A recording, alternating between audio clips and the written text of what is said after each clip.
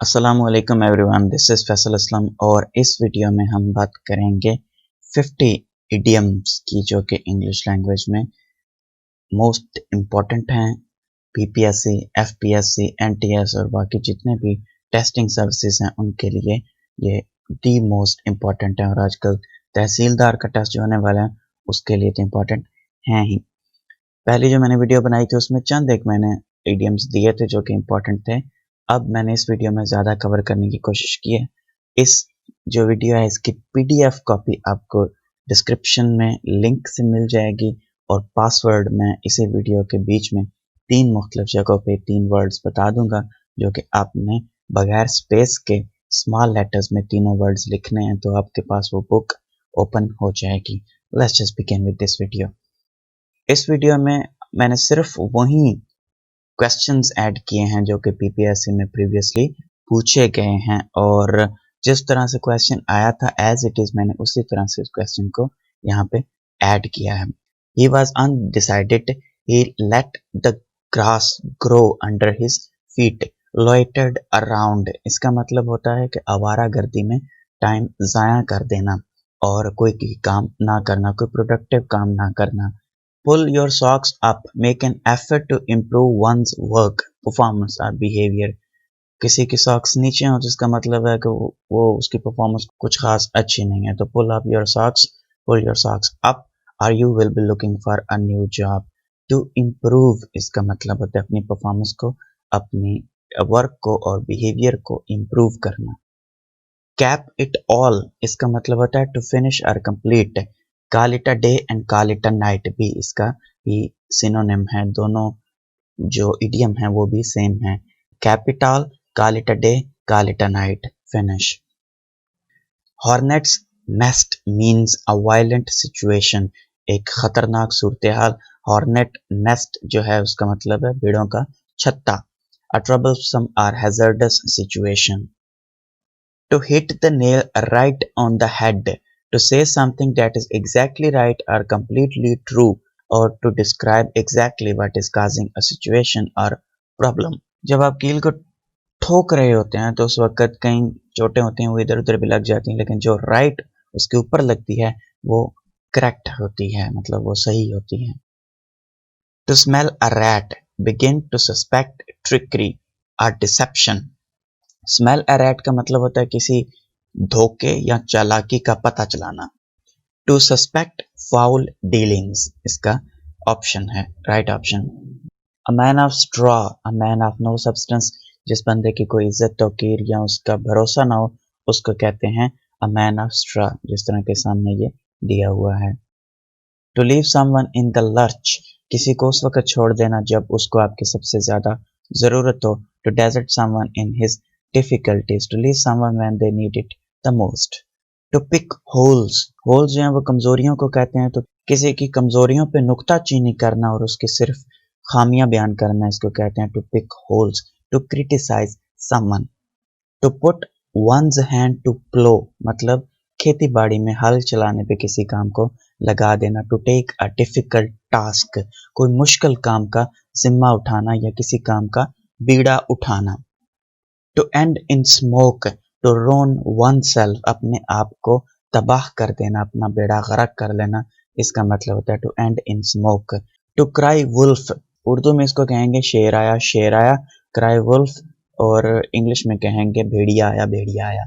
To give false alarm, मदद के लिए पुकारना जब आपको मदद की जरूरत ना हो।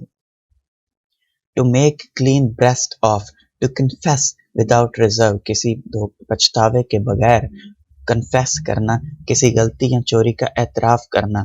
दिल का बोझ हल्का करना।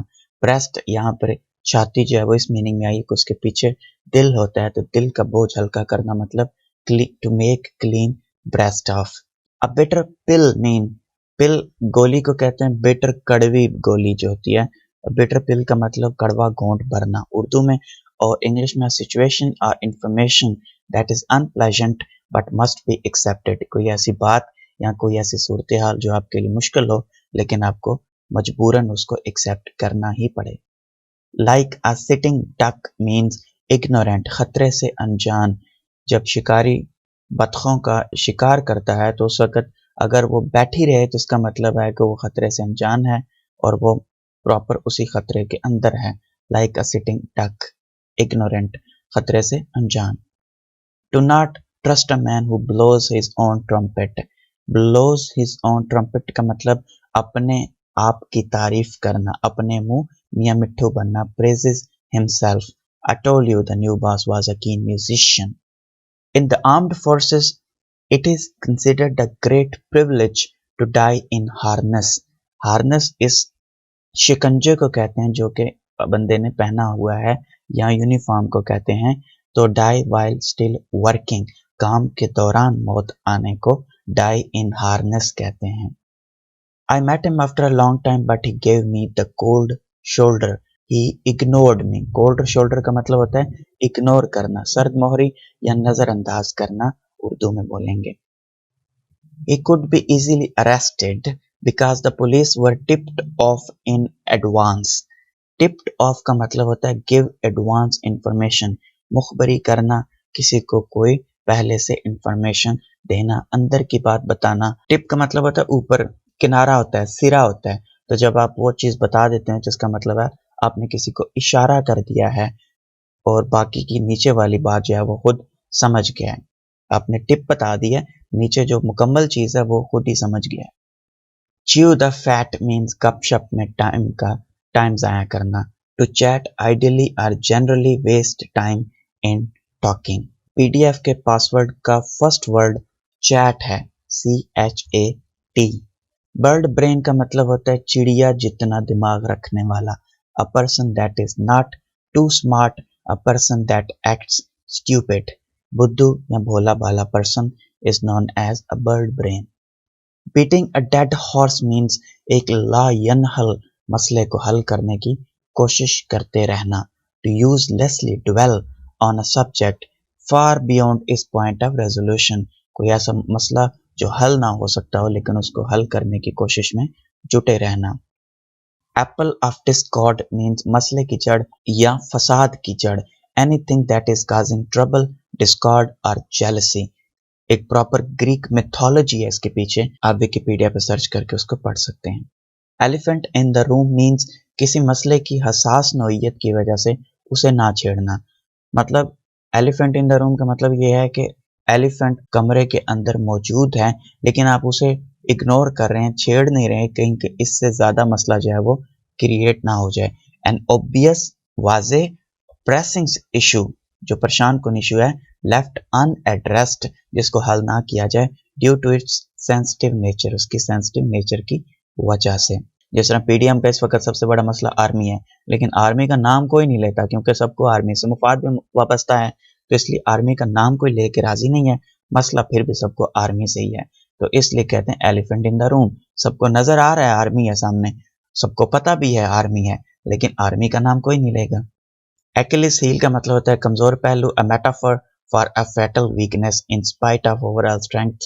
ये मैं आपको पिछली जो ईडीएम की वीडियो थी उसमें भी बता चुका हूँ। Ace in the hole, hole मैं पीछे बता चुका हूँ कमजोरी को कहते हैं। इस इडियोमेटिक लैंग्वेज में होल्स जो होते हैं वो कमजोरी होते हैं। एस इन द होल का मतलब किसी कमजोरी के अंदर छुपी हुई एक हिडन और सीक्रेट स्ट्रेंथ या unrevealed advantage, hidden talent. S जो है ये ताश के पत्तों में यक्के को कहते हैं। Raining cats and dogs means मूसलाधार बारिश, रेनिंग वेरी हैवीली, तेज शदीद किस्म की बारिश होने को raining cats and dogs. Keep at bay का मतलब होता है कीप एट अ डिस्टेंस, किसी को अपने से दूर रखना किसी न किसी वजह से। At the drop of the hat, इसका मतलब होता है कि जितनी देर में टोपी हाथ से नीचे जमीन तक गिरती है उतनी देर में कोई काम कर लेना। Done easily without any preparation, आंख चपकने में कोई काम कर लेना या बगैर तैयारी के कोई काम करना। Your guess is as good as mine means to have no idea, किसी मामले में कोई पता ना हो कि क्या उसका आंसर है, सोल्यूशन है, तो उसको कहते हैं your guess is as good as mine. ला इल्म होना, मालूम ना होना। Wild goose chase, a foolish and hopeless search for or pursuit of something unattainable, एक ला हासिल के पीछे भागना, एक ऐसी चीज जो हासिल नहीं हो सकती उसके पीछे फजूल कोशिश करते रहना। Spill the beans, reveal someone's secret, किसी का राज नादानिस्ता तौर पर अफशा कर देना। Get your goat means to irritate someone, पुराने जमाने में या शायद अब भी ऐसा किया जाता हो, जब घोड़े को अगले दिन रेस के लिए ले जाना होता था तो उस वक्त रात को उसके आसपास एक बकरी रख दी जाती थी जो कि उसके साथ खेलती रहती थी और वो उससे घोड़ा जो है वो सुकून में रहता था।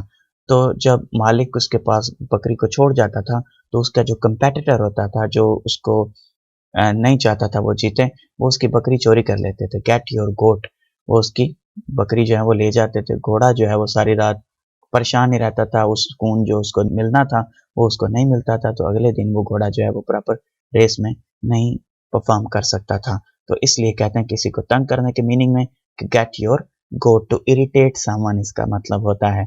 गोट is the second word of password of PDF. Drop a dime means मुखबरी करना, टू बी एन इन्फॉर्मेंट। इस तरह के फ़ोन आपने पुराने फिल्मों में देखे होंगे जिसमें मुखबर जो होता है वो अपने फ़ोन से कॉल नहीं करता बल्कि इन फ़ोन के ऊपर आकर एक सिक्का डालता है, फ़ोन मिलाता है और फिर वो बताता है कि मेरे पास ये नई इन्फॉर्मेशन आई है, तो इसलिए इसको कहा जाता है drop a dime, to be an informant, मुखबरी करना, किसी अपने राज जो है वो किसी को बताना। My friend is a couch potato. What does this idiom or phrase couch potato means? इसका मतलब होता है लेजी पर्सन। पोटैटो एक मोटे बंदे को कहते हैं और काउच का मतलब जो हर वक्त सोफे पे बैठा रहता है। She turned heads wherever she went. What does this idiom phrase turn heads mean? Attract a lot of attention. तवज्जो का मरकज होना। टर्न हेड्स का मतलब होता है कि जो जब आप किसी जगह पे एंटर हों और बहुत सारे लोग अपने सर मोड़ के आपको देखने लगे, तो इसका मतलब है कि आप उनकी तवज्जो का मरकज बन चुके हैं। फील ब्लू का मतलब होता है फील सैड, अफसुर्दा होना। गो डच का मतलब होता है share the cost of something, specially a meal, equally. आमतौर पर हमारे यहाँ कहा जाता है अमेरिकन सिस्टम करेंगे, मतलब हर कोई अपना अपना बिल अदा करेगा, इसका मतलब होता है अमेरिकन सिस्टम। लेकिन जो फ्रेज है इंग्लिश में वो गो डच है। जिस तरह फ्रेंच किस को फ्रांस में इंग्लिश किस कहा जाता है, बिल्कुल उसी तरह अमेरिका की इंग्लिश के अकॉर्डिंग इसको गो डच कहते हैं, अपना बिल खुद देना। ब्लैक एंड ब्लू का मतलब होता है फुल ऑफ ब्रूजेस। ब्रूजेस का मतलब जख्म, चोटें, मार मार कर नील डाल देना, उर्दू में बोलते हैं black and blue. A litmus test means जांचने का पैमाना, a decisively indicative test. Litmus paper एक होता है केमिस्ट्री में जिसको किसी सोल्यूशन में ऐड करें तो उसका रंग चेंज हो जाता है, जो कि बताता है कि उस सोल्यूशन के अंदर एसिड है, बेस है या न्यूट्रल है। तो उस टेस्ट को लिटमस टेस्ट कहते हैं, जिससे पता चलता है कौन सी चीज क्या है। आइसिंग ऑन द केक और फ्रॉस्टिंग ऑन द केक, इसका मतलब होता है एन अट्रैक्टिव बट इनएसेंशियल एडिशन और इन्हांसमेंट। कोई ऐसी चीज जो जरूरी नहीं होती लेकिन मिल जाए तो उससे मजा दुबाला हो जाता है, जिसको उर्दू में कहते हैं चार चांद लग जाते हैं, या पंजाबी में अगर बोलें तो चौपड़ियां ते दो दो। Idiom the tie the not means शादी के बंधन में बंधना। इसको गेटिंग मैरिड इसका मतलब बनता है टाई द नॉट। हिंदुओं के अंदर मैरिज होती है, उसको आप इससे जहन में रख सकते हैं। होल्ड वंस हॉर्स, इसका मतलब होता है हैव पेशेंस, सब्र तहम्मुल से काम लेना। Idiom to cut long long story short means come to the point, मुद्दे की बात करना, सारी की सारी बात मुकम्मल ना बताना बल्कि असल जो मेन मुद्दे की बात है वो बता देना, इसका मतलब होता है to cut long story short. अगर कट को हम निकाल दें, लॉन्ग स्टोरी शॉर्ट सिर्फ हो, तो फिर इसका मतलब होता है टेल द स्टोरी ब्रीफली, लेकिन इस पूरे जुमले का मतलब होगा come to the point. En route means on the way, रास्ते में आने को। जब किसी से पूछा जाए आप कहाँ हैं, आई एम एन रूट, इसका मतलब I am on the way. Password का थर्ड वर्ड सक्सेस है। ब्रेन ड्रेन का मतलब होता है अपने मुल्क के काबिल और ज़हीन लोगों का किसी और मुल्क चले जाना, migration of skilled person to another country. The idiom to bury the hatchet means to make peace, किसी के साथ सुलह कर लेना। हैचेट कहते हैं कुलाड़े को, तो अगर कुलाड़ा जो है वो बीच में जो लड़ाई की वजह है उसको दफन कर दें तो इसका मतलब होता है to bury the hatchet, piece सुलह कर लेना। Complete the idiom hell hath no fury like a woman scorned. इसका मतलब होता है कि वो खातून जिसको लव में, प्यार में धोखा दिया गया हो, उससे ज्यादा उसका जितना गुस्सा होता है उतनी आग दोजख में भी नहीं है। Hell has no fury, fury का मतलब आग, लाइक अ वुमन स्कॉन्ड, वो खातून जिसको गुस्सा आया हुआ हो। The idiomatic phrase spick and span means spotlessly clean, बेदाग सफाई। Meaning of the idiom swan song, last work. Swans के बारे में कहा जाता है कि ये सारी उम्र म्यूट होते हैं, कुछ नहीं बोलते, इनकी कोई आवाज नहीं निकलती, लेकिन जब ये अपनी जिंदगी के आखिरी लम्हात में होते हैं तो बहुत ही खूबसूरत और दुखी सा एक नगमा गाते हैं या कोई आवाज निकालते हैं। इसलिए कहा जाता है कि एक आखिरी परफॉर्मेंस, कोई जब रिटायर हो रहा हो क्रिकेटर या कोई और बंदा, अपनी जो करियर की उसकी लास्ट परफॉर्मेंस होती है उसको कहते हैं स्वान सॉन्ग, आखिरी कारकर्दगी। नेक्स्ट वीडियो में मजीद 50 इडियम्स कवर करने की कोशिश करूंगा। For those videos stay tuned, subscribe to our channel. Thank you so much for watching. अल्लाह हाफिज।